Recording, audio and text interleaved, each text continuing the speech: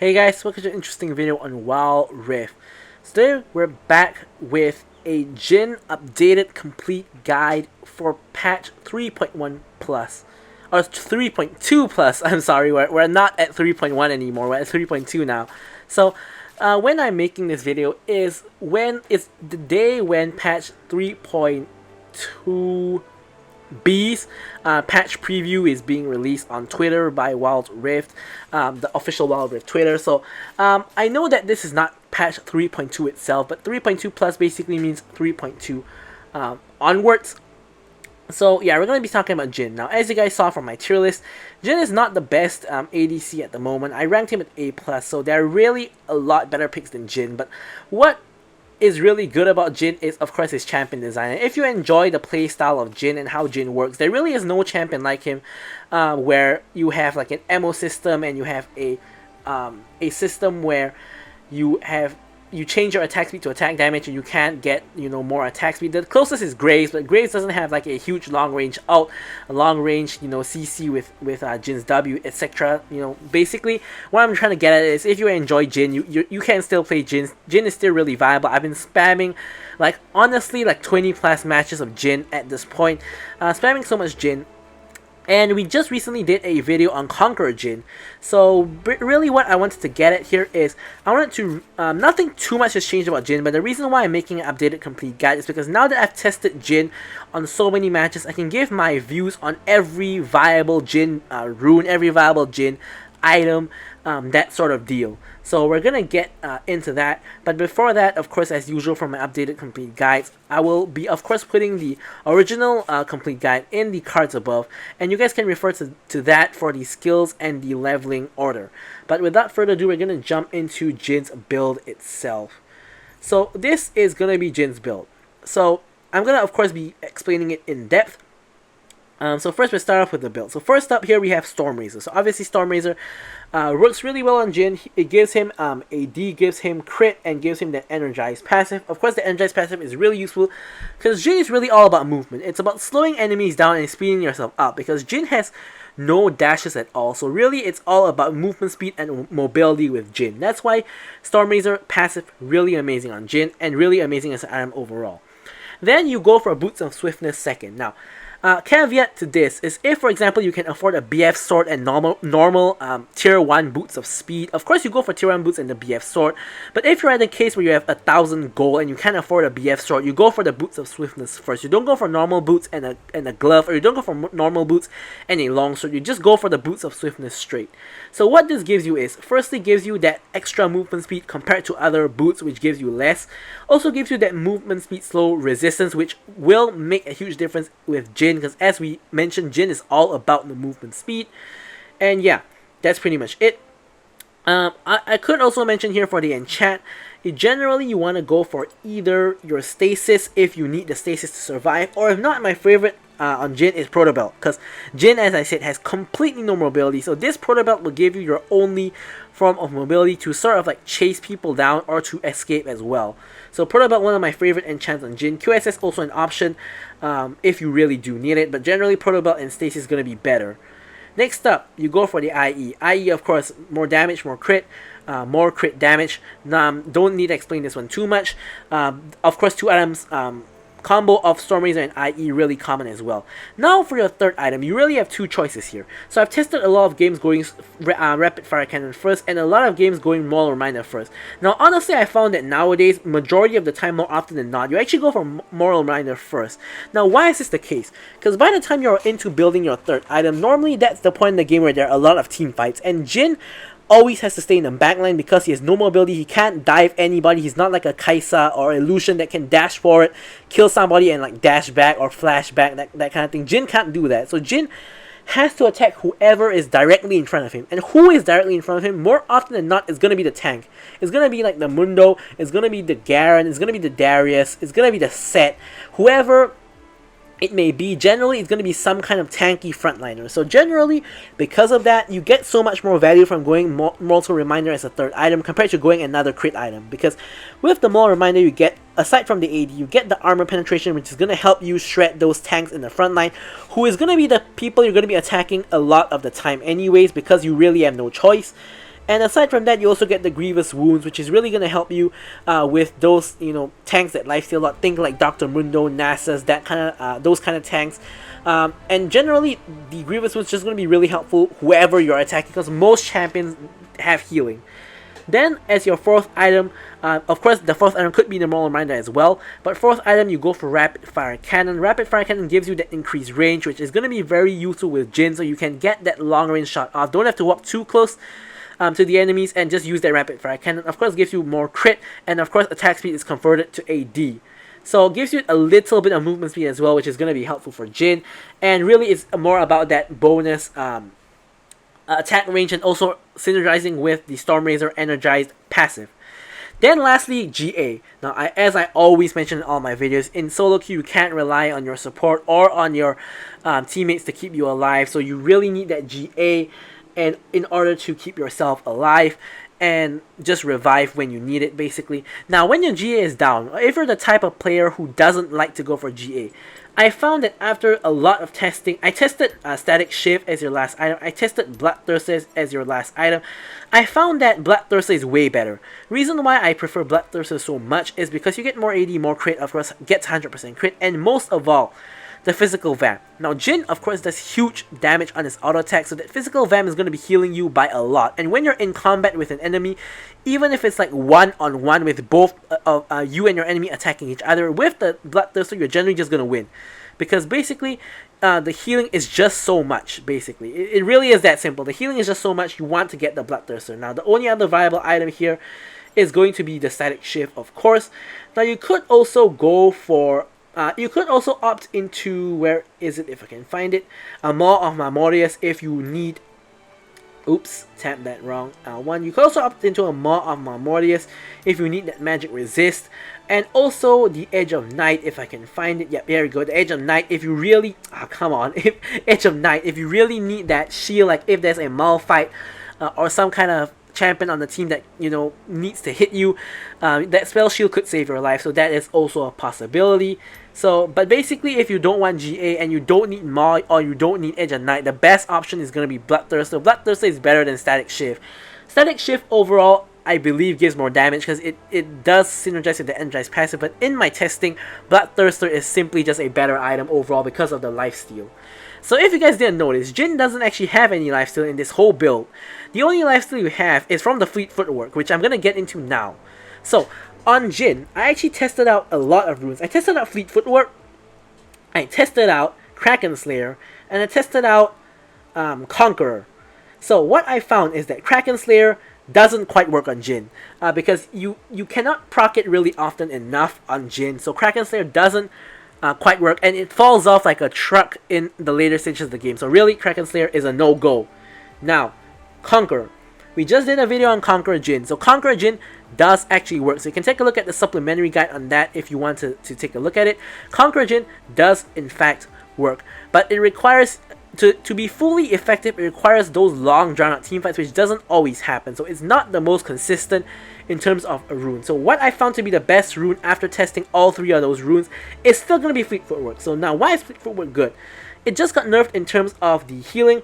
So the healing is a lot less now, but there still is healing. So that's really the only form of healing Jhin has. And when you have no healing, a little bit of healing, better than nothing. What else does it have?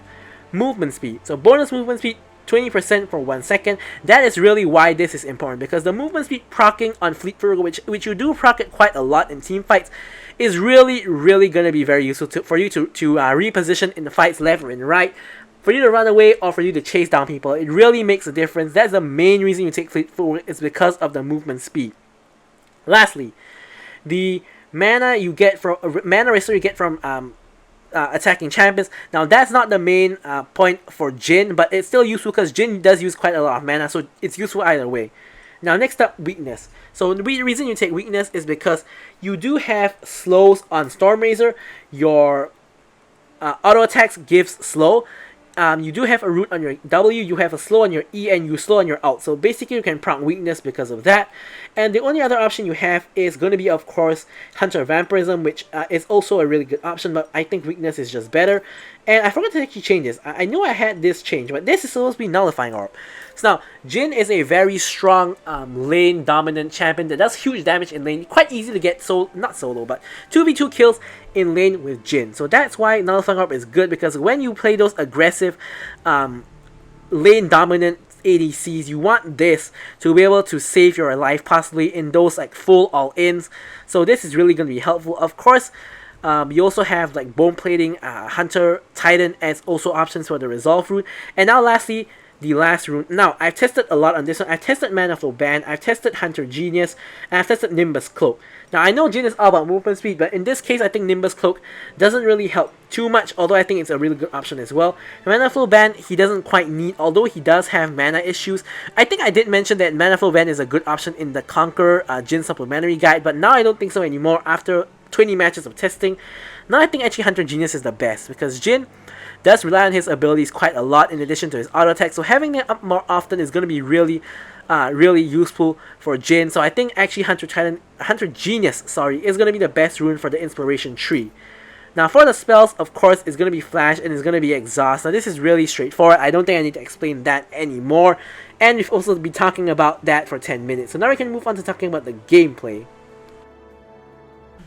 Alrighty, so now moving on to the gameplay. Hopefully you guys like that in-depth discussion on all the items, runes, that sort of deal. But as usual, when we get to this section of the video, I'm gonna remind you guys to of course like, comment, and subscribe. Any questions, queries, remarks, leave them in the comments below, and I will of course be addressing them. So the action begins right away, where Kai'Sa walks toward the bush, as do we. And basically we chunk her out because Lux is not there. She does get trait damage onto Nami, which is really good because it's not me. So obviously it's way better to have the support take damage than the ADC take damage, as is always the case. So in this case we traded Nami's health for Kai'Sa's health, which is a really good trade on our end. So Kai'Sa did have her Nullifying Orb propped there, so we do know that she takes Nullifying Orb, and we do know that she doesn't have it up anymore. So basically the only sum we got out of that was Lux heal to allow the Kai'Sa to escape. We didn't actually get Flash or Barrier off of the Kai'Sa, which is pretty interesting. Generally when those type of traps happen and you're caught 1v2, generally gonna blow at least one of your sums, but Kai'Sa does manage to hold on to both, which is really good for her. So we do have an advantage, but not a whole lot, because Kai'Sa did recall and get back all her health basically. So we basically only have a few minions worth of advantage, but really not that much. If we take a look at mine and her XP, basically we're on par, so not too much of an advantage. Here Lux gets caught, we do have the 4-shot available, and boom, she goes down. Here Vi comes in for the gank. And here I'm just trying to hold on to my flash as long as possible. I flash at the last second, and Nami is able to get the kill on Vi, who ends up tanking tower shots in order to catch me. So here I'm on HP, I get down whatever damage I can on the Kai'Sa, and it's up to the Evelynn to really finish the job. Try to get a long range snipe on the Kai'Sa, who's 1 HP, but she gets the fruit, I believe. I of course couldn't see that in the game, but based off of her health going back up to half, that is the only logical conclusion as to what could have happened.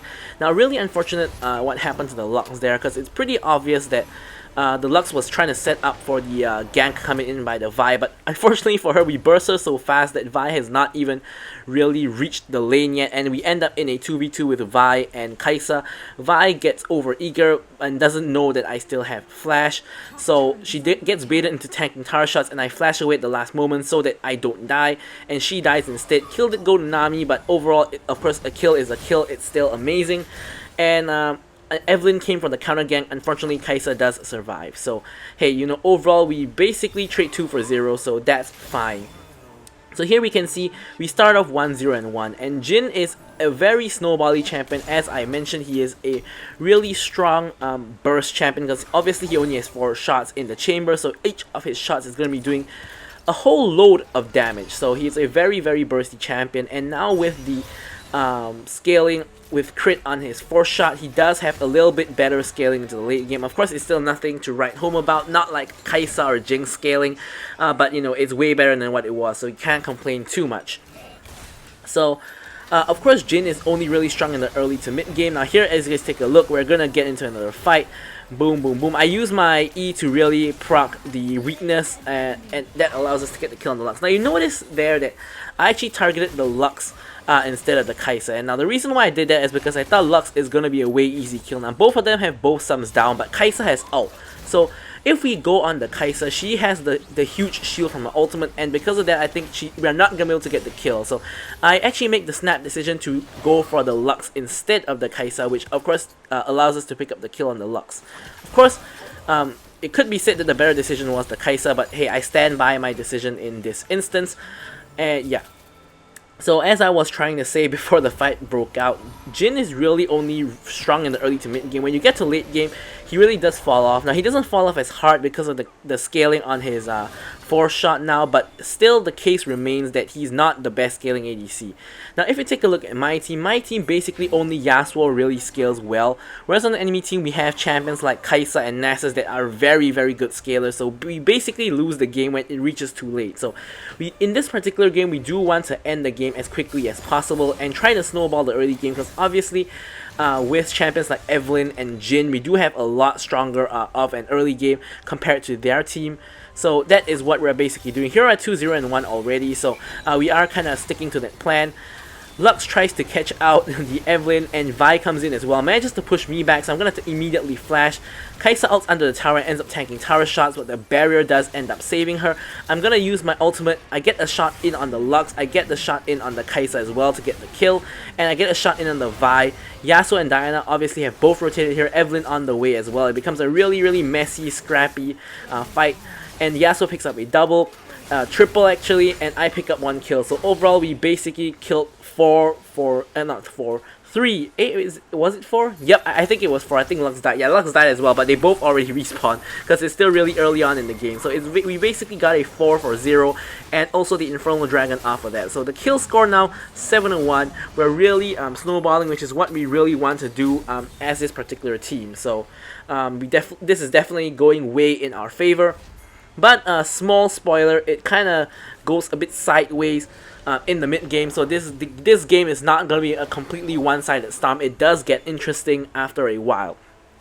So here we have the Stormrazor and also the BF Sword. So as I mentioned in the build section of the video, if you can pick up like a BF Sword, go for that instead of going for the Boots of Swiftness.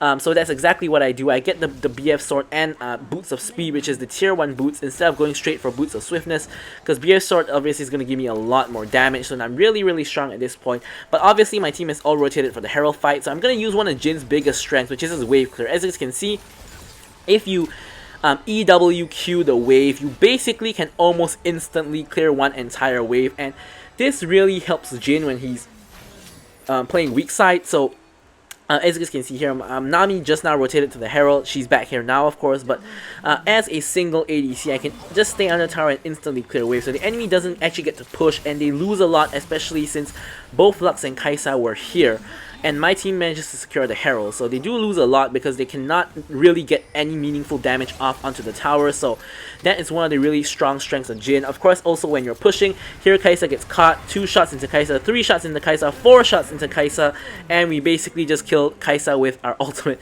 Now I have to say that Jin's ultimate it seems easy to hit, but it really is one of the hardest, because firstly, the bullets travel slowly. Secondly, there's an indicator, so it's really easy to dodge. So I'm really surprised that I actually managed to hit all 4 shots there. Kind of really proud of myself on that one, because even when I play against Jhin, I generally am able to dodge all of Jin's bullets, because they really are very easy to dodge. So I somehow managed to actually hit all 4 other bullets there, and we do get the kill on the Kai'Sa, so that's really beautiful. Off of that, we also managed to secure the top lane tower.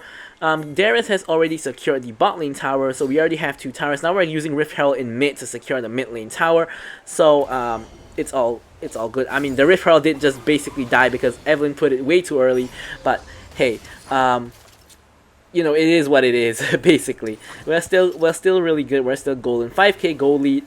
We have a decent lead on the enemy team. And we also have the dragon. We got the Herald, so we deprive them of a lot of the objectives and the resources. Here, everybody starts rotating top, so I'm gonna stay mid just because we can try to take the mid lane tower, and also we don't need 4 people to rotate top when there really isn't even a tower to take. So here we do take the mid lane tower, and as you can see, everybody's rotating to top again. So here, I was thinking that we can do a 5-man rotation or so to top, and we can try to push for tier 2. because really everybody's sort of at top, but here Yasuo and Darius starts backing, so that isn't quite gonna happen. Here Kaisa kind of sticking around the area, so I realize there's nothing really to do here, so I'm going to channel my recall. But Kaisa and Vi sort of try to engage onto the Darius, so I cancel recall, he cancels recall, and basically we're going to take the fight, because obviously we're going to win any fight at this point in time. I get the kill on the Vi, and I also get the kill on the Kaisa. Nice donation from Darius there. Darius easily could have secured that kill, but he chose to give it to me, so really thankful for that. So now here we're gonna retreat. Now here I was initially trying to back here, but I see the Lux, and that's the most logical bush that Lux is gonna throw her binding in, so I don't want to get caught by the Lux binding, so I'm gonna actually walk all the way back to the mid lane to channel recall. But before I do that, of course, I'm gonna clear out the mid lane wave. So pick up the mid lane wave and channel recall, and we're all good. So Jhin, as I say very often, is really one of my favorite ADCs to play as we complete the 2-item power spike of the Storm Razor and IE, as well as getting myself the Proto Belt for that mobility. Yeah, Jhin is really basically my favorite ADC to play. The only one comparable to him is Lucian. Lucian is my second, or sometimes even my favorite ADC. Basically, it's between Jhin and Lucian. They are my two favorite ADCs to play. I find that they're really fun to play, so I really enjoy playing Jhin, which is why I've been spamming him so much and trying to find out the best build for Jhin. So here, as you can see, again, the instant wave clear off a Jhin. That's one of his biggest strengths. The wave clear, the burst, the long range, etc. So here, we find them trying to trap in that bush there, but I really don't know what they're trying to do here, because they're running into all of us, and if it was trying to find a pick on a single person, that would make sense, but they could see us all coming from in that bush, so they should have been trying to back away instead of still trying to set up that trap. And now because of that, they basically donate another free dragon to us, the second dragon. Of course, I pop the plant to prevent anybody from really coming in to try to contest this dragon. Of course, most of them are dead and just respawning, so there's not too much of a threat of that. It's a free dragon, so in the meantime, I'm going to rotate to mid to try to clear out the mid lane, and off that, rotate to the Herald as well. So yeah, so good distraction by split pushing the top lane tier 2. Diana is the only one who really comes to contest the Herald. There's two people in top, Kaisa's in mid, and Diana sort of gets caught, but she is able to actually escape. Here I'm going to use my ultimate to try to snipe her out. I do hit one shot, but the blast cone allows her to escape, so no real use of my fourth shot there. So instead, we're just going to pop the plan back to full health, and we're going to just go for that Rift Herald. As you guys can see, Jhin does huge damage on the Rift Herald, and Evelyn is able to secure that Rift Herald. So three people trying to push in our mid lane. Of course, mid lane tower, most important tower. So we're gonna, of course, use Jin's amazing wave clear to defend. Now, not the most well-placed trap by me, but it still gets the job done with the help of a tower shot, of course.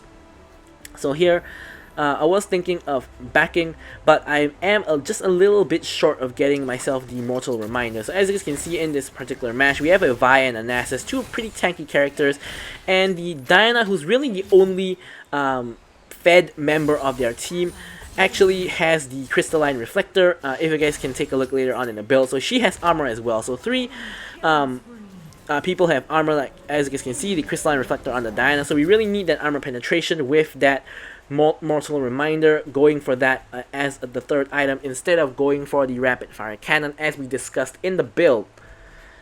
So now we have three items. It's a really good time to pick up the red buff, because obviously we are super duper fan. Now if Yasuo wanted to take the red buff, I wouldn't complain about it either, but it definitely shouldn't be the Evelyn, who's only 1 and 2 and also an AP character and not AD. So basically between me and Yasuo, one of us should be taking the red buff. Now I see Darius going to top to clear the wave, so I'm not going to bother going there. Instead I'm just going to take the wolf camp. I don't really need to take the blue buff. Evelyn probably benefits more from the blue buff. Darius looks like he's going for it, but I don't quite need it. And I don't want to take both buffs from my jungler. That might, make my jungler angry, so don't really want to do that. So here, just putting a little bit of a deeper ward to kind of spot out Kaisa on the vision. And here, again, we're going to try to hit that instant wave clear. So not quite instant, don't really get the cannon, but more or less we get everything else. So here Diana has got the push on the bot lane, and no one is really responding to her. So in the meantime, we're going to try to make something else happen, which nothing much is really happening. So we're sort of in that mid neutral game. Not really anything really to fight over, except for, you know, like defending towers, taking towers, etc. Here Yasuo gets the ult onto the Nasus, and I finish him off quite easily, but Nasus is going to become a problem momentarily as he starts stacking all the armor and gaining the stacks. So here, Yasuo gets caught in basically what is a 1v4, and here we're trying to back him up. Nami comes down with the ult. I come over with the root, but not really a root because Yasuo didn't actually damage people. I get ulted by the Vi, I flash away, Pearl Belt away, but no real escape for me. As I said, when you're out of position on Jhin, like what you saw there really isn't quite really any escape for you. The moment you are caught out of position, you basically know that you're dead. Like when I got ulted by the Vi, I basically knew I was dead already. There was no way I was going to be able to get out of this one because I was a little bit too far up, so nothing I can really do about that. We probably should just let the Yasuo die, because all things considered, basically we end up trading 3 for 1 and giving shutdowns to the enemy team. Me and Yasuo both had a shutdown, so this really helps the enemy team come back into the game. Now we are still like 9k goal ahead, but we don't want to be giving shutdowns to the enemy team, because that's the main way the enemy team comes back, is getting our shutdowns, delaying until late game where Nasus and Kai'Sa have scaled, and we basically cannot stop them. So this game is, although it's a 10k goal lead for us, it really is still very losable if we don't end the game in a timely manner. That's what you have to really realize when you're in these sort of games. It could feel like, you know, we're so far ahead, there's no way we lose this game, but there really is a way you lose this game, which is to reach all the way up to late game, where you will get outscaled badly by the enemy team. So here, downtime, obviously we're just gonna pick up some farm. The Cloud Dragon is in fact spawning, so I'm gonna go back. I think I'm gonna be able to pick up my rapid fire cannon. Yes, we do. So got the first 4 items already, and we're gonna head over to the dragon to, of course, try to pick that up. Still want to deny every objective from the enemy team if at all possible. Jhin's zone control is pretty decent with his traps, so we do have that as well. So here, everybody at the dragon, Darius kind of split pushing. We're going to get the mid lane priority with Jhin's amazing wave clear. Yasuo comes over as well to help out with that. And yeah, so here a huge mistake happens. I'm not going to say what it is. Here, as you can see, Evelyn gets caught way too far up and dies to, I believe it's the red buff burn. So that is really bad. I end up getting hit by the Vi ultimate again, and I die. So here now Yasuo tries to come in to try to really help. Now basically when the Evelyn died, I really shouldn't have even tried to fight, and same goes for when I died. Yasuo shouldn't have tried to fight. Basically the game is kind of all falling apart because Nasus and Kai'Sa have sort of managed to scale to a point where they are competitive with us, even though they are sort of behind. Like if you take a look at Nasus, he has a Triforce and a Death's Dance. He's about to finish his Randuin's Omen.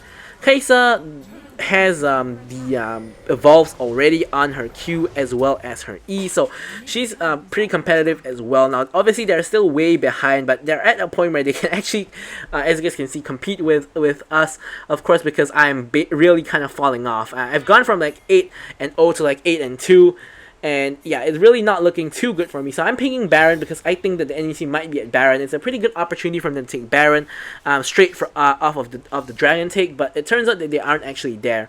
I also pick up the Control Ward to Control Ward the Baron. And yeah, so here Vi comes over to clear the controller. In the meantime, I'm going to get a few like free hits off on her. As you can see, pretty huge damage even against the tanky-ish Vi. So the entire enemy team is hovering around the Baron area, and we are around the Baron area as well. So could be leading to a fight that, you know, determines who gets the Baron. But kind of a little bit back and forth here, like the fight not fully breaking out. So of course, as Jhin, you all want to just position at the back and hit whoever you can, as I've already mentioned at the beginning of the video. No fight quite breaks out. So here we realize that the enemy team has basically walked away. We can't actually see them anywhere, and we do have vision on the blue buff area as well as that other entrance. So we are making the decision to start the Baron. Here Diana comes in, gets exhausted, gets pulled by the Darius, and Vi is on her way, but she cannot make it there. So we managed to actually pick up the Baron.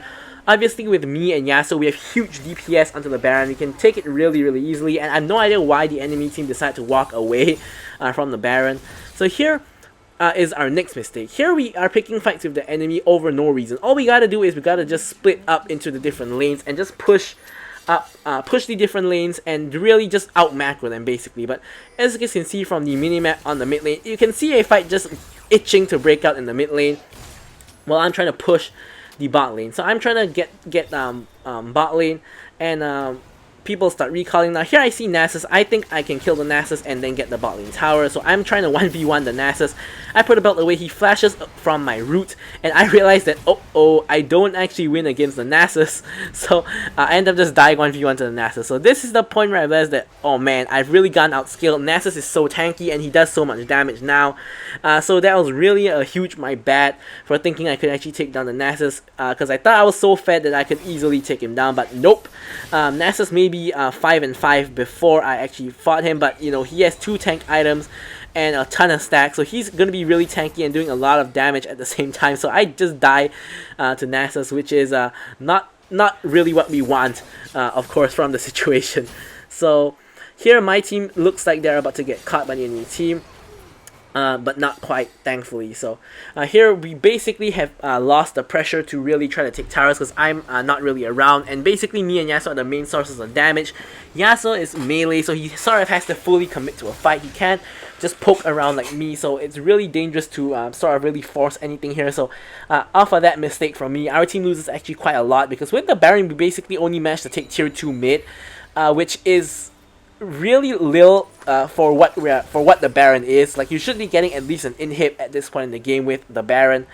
And yeah, as you guys can see, the gold gap is shrinking from 10k now. It's all the way down to like 6 to 7k. So here my team gets caught. Again, Yasuo comes in. I managed to snipe out the Kai'Sa and put in a couple of shots in on the Nasus. Of course, Nasus is a big, beefy boy. So right here I'm trying to just blast him down. He kind of just ends up slinkering away. Diana is the way bigger target here, because she has the most damage on the enemy team, and she's the most fed member of that team. And we do manage to take her down. Now only Vi and Nasus are left, so this is the prime time to end the game, because both of them don't really have really good wave clear. So here I'm just trying to force the end, as you can see with the 4 of us. Yasuo just dashing around like a madman. And here we are able to, of course, get the kill on the Nasus at long last, pop the Vice GA, and end the game. So really close game toward the end. Like, if the game lasted another 5 minutes, I think we probably might have lost it. But yeah, so I'll leave you guys with the stats as usual. Hopefully this guide did help you. So thank you guys so much for watching the video, and goodbye.